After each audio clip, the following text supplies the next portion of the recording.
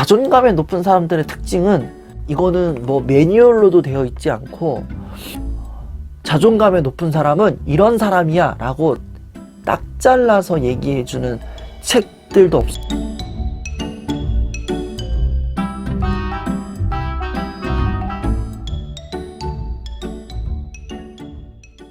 어떤 분이 질문을 보내주셨을까요?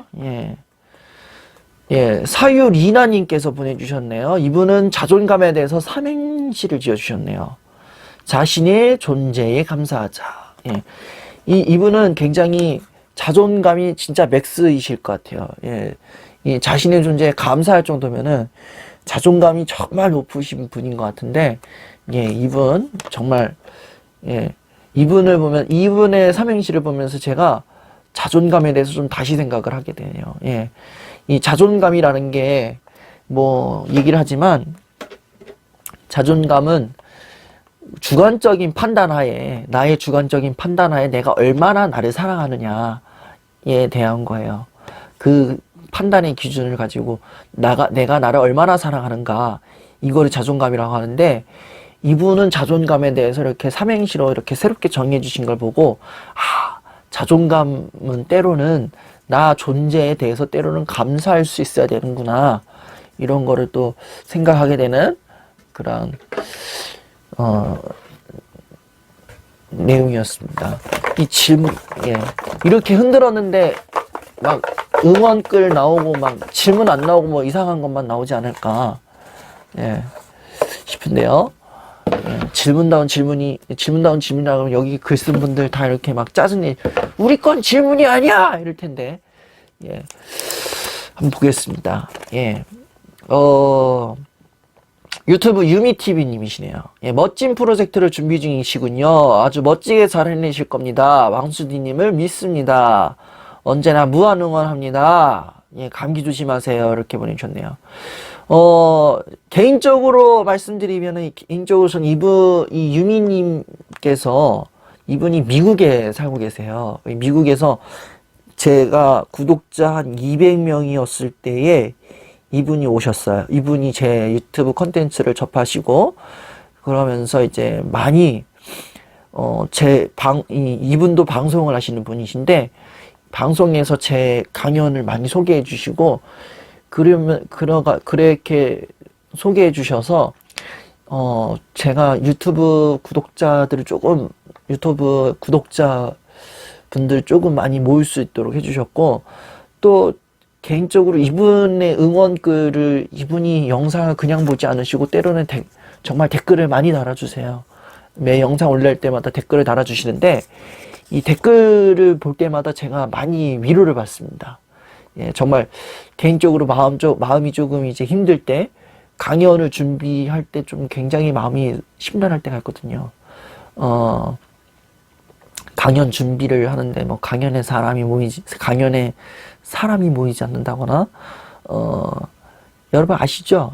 제가 2달째 지금 사람 없이 강연을 하고 있어요. 2달째 사람 없이 강연하고 있는데, 이 강연을 준비할 때, 사람 안 모일 것 같은데, 이런 생각할 때에, 딱 그 찰나에 이제 유미님이 유튜브 댓글을 이렇게 달아주세요. 그래서, 항상 응원의 댓글 제가 항상 기억하고 있고, 이 유미님 덕분에 제가, 주변에 많은 분들도 알게 되고, 그래서 정말 감사드립니다. 이분께 제가 뭐 정말 마음 같아서는 이 책을 그냥 드리고 싶은데, 한번 뽑혔으면 좋겠는데, 만약에 뽑히지 않으면은 제가 유미님께 따로 연락을 해서 제가 책을 선물을 드리도록 할게요. 만약 안 되면은 제가 따로 연락을 드리겠습니다. 그래서 제가 선물을 드리던지 이런 방법을 한번 고민해 보도록 하겠습니다. 오늘 이 질문 그냥 다 뺄 것 같아요. 별로 없어서, 그냥 누구 하나 손이 잡히느냐 이 차이인데, 오늘 다 쓸 것 같습니다.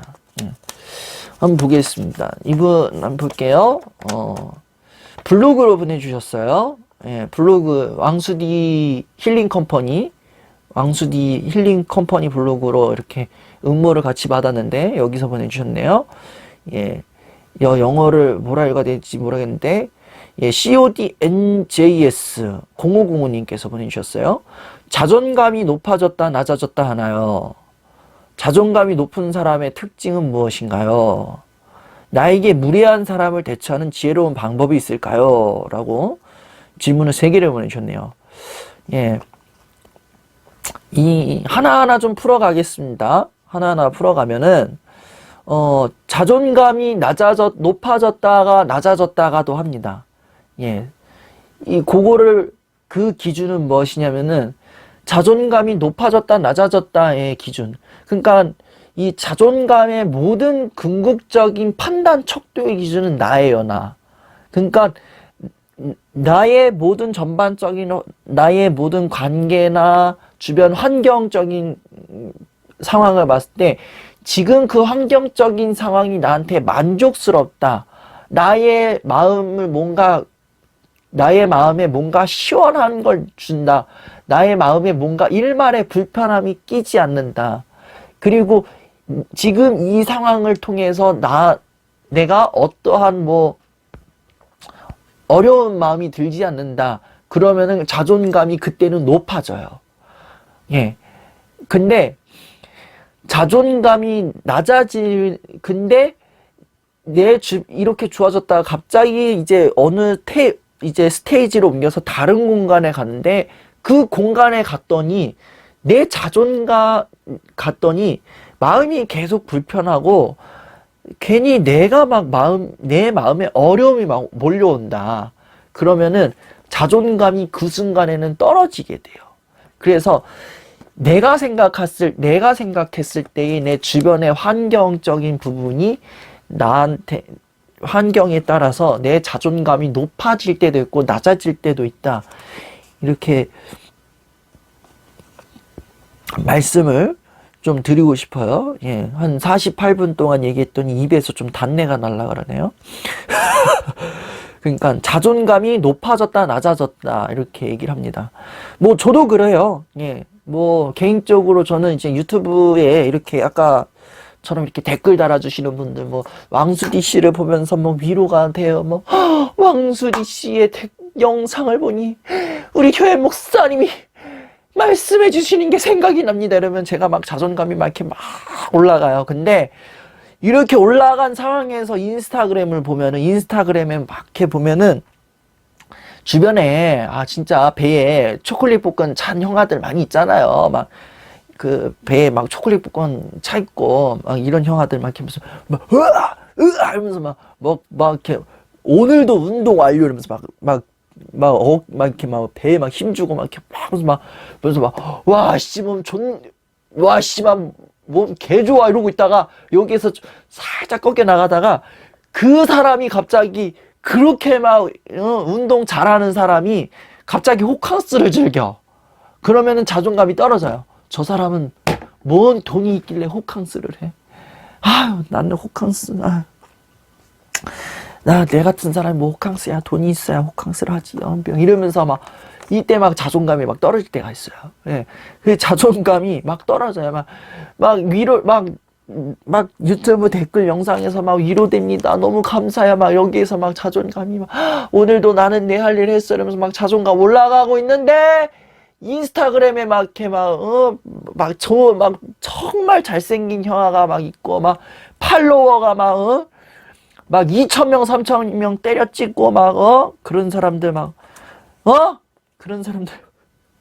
그런 사람들 보면 자존감이 떨어져요. 예. 자존감은 상황에 따라 아무튼 급발진 죄송합니다. 아무튼 자존감은 높아졌다 낮아졌다 하는 사람 그런 경우가 있다. 자존감이 높아질 때도 있고 낮아질 때도 있는데 그것을 판단하는 기준은 어떠한 객관적인 척도가 있는 게 아니라 내가 봤을 때의 주관적인 상황적인 판단에 따라서 자존감의 높낮이가 결정된다라는 것을 좀 말씀드리고 싶어요. 자존감이 높은 사람들의 특징이 무엇인가요? 라고 얘기했는데 자존감이 높은 사람들의 특징은 이거는 매뉴얼로 이거는 뭐 매뉴얼로도 되어 있지 않고, 이거는 뭐 자존감이 높은 사람은 이런 사람이야 라고 딱 잘라서 얘기해주는 책들도 없어요. 심지어 이 자존감의 아버지라고 얘기를 하면 되게 좀 그런데, 자존감에 대해서 정말 오랜 기간 동안 연구하신 분이 계셔요. 그분이 윤홍균 교수님, 예, 정신건강의학과 교수님이시고 자존감 수업 저자이신데, 이분께서 또 자존감이 높은 사람은 이런 사람이야 라는 얘기를 쓴 게 없어요. 그래서 자존감의 높은 사람의 특징이 무엇이에요 라고 얘기를 하면은, 객관적인 뭐 내용이나 그러한 기준은 없다라고 저는 말씀을 드리고 싶어요. 그래서 이 부분에 대해서는 약간 시원하게 답을 못 확실하게 답을 못 드리는데, 다만 중요한 거는, 자존감이 높은 사람의 특징은, 저는 저의 개인적인 얘기를 조금 개인적인 견해지만, 자존감이 높은 사람은 일단 뭐라도 해보려는 시도를 하는 것 같아요. 뭐라도 해보려고 한다. 그게 일단 뭐라 그래야 되죠? 그러니까 뭐 성공과 실패의 여부는 일단 뒤로 밀어놓고, 이 성공과 실패의 기준은 일단 뒤로 밀어놓고, 일단 내가 해보고자 하는 게 있다, 내가 하고 싶은 게 있다 그러면 일단 해보려고 하는 욕구가 있는 것 같아요. 그래서 그걸로 만약에 거기에서 거기에서 이 사람이 성공을 했다 그러면은 자존감의 게이지가 조금 올라가겠죠. 그리고 여기에서 내가 하고자 하는 뭔가가 있는데 실패를 했다 그러면은 이 실패를 했으니까 자존감의 게이지가 떨어지긴 하겠지만 그렇게 많이 떨어지지는 않아요. 그래서 이 자존감이 높은 사람이 어떠한 일에 자기가 하고 싶은 일에 있어서 실패를 했을 때에 자존감의 게이지는 떨어지지만 이거에 대해서 깊게 생각은 안 하는 것 같아요. 뭐 이걸 왜 실패했냐, 너는 이것밖에 못하냐, 네가 그러고도 사람이냐 뭐냐, 이런 얘기는 많이 안 하는 것 같아요. 그래서 그런 얘기를 하지 않고, 어떤 부분을 내가 보완을 할 수 있을까? 이 부분에 어느 과정을 조금 돌아봐야 할까? 이렇게 체크를 하고, 그러면서 다음에 또 하면 되지, 이렇게 넘기는 그러한 경향이 있다 라고 저는 말씀을 드리고 싶어요. 그리고 마지막 질문으로는, 나에게 무례한 사람을 대처하는 지혜로운 방법이 있을까요? 라고 얘기를 하는데, 우리 인간관계 같은 데 보면은 그런 사람 있잖아요. 이제 나에게는 나는 상대방을 되게 무례하게 대하면서 정작 본인은 예의 있게, 이 사람이 나를 예의 있게 대해줬으면 하고, 그러한 부분들. 그리고 마치 나의 어떤 행동 방식이나 그런 게 정답인 것처럼 다른 사람한테 주입시키는 그러한 사람들이 있어요. 우리는 이거를 뭐 사회학적 용어로 도라이다라고 얘기를 하잖아요. 이 도라이들이 어느 관계에 있든지 간에 꼭 한 명씩은 껴있단 말이에요. 근데 이런 분들이 계실 거예요. 내 주변 관계는 그런 또라이들이 없는데요? 그러면은 본인이 또라이인 거예요. 본인이 도라이인 거예요. 근데 이런 사람들 때문에, 이렇게 무례한 사람들, 이런 도라이들 때문에 내가 내가 피해를 보고 다른 사람도 피해를 보고 그러잖아요. 이럴 때는 어떻게 하면 좋을까 하면은, 보통은 뭐 무례한 사람들은 우리는 보통 이런 생각을 많이 해요. 뭐 어쩌긴 뭘 어째, 눈에는 눈 이에는 이 아니야? 또라이 새끼는 또라이로 운수 찍어야지, 이렇게 얘기를 하는데, 저는 도라이는 도라이로 응수 찍으려고 하면은 내 주변 그 다른 도라이를 모셔오면 되거든요. 다른 또라이를 모셔와야 가능한 거지. 내가 가능한 일이고, 내가 또라이가 될 필요는 없어요.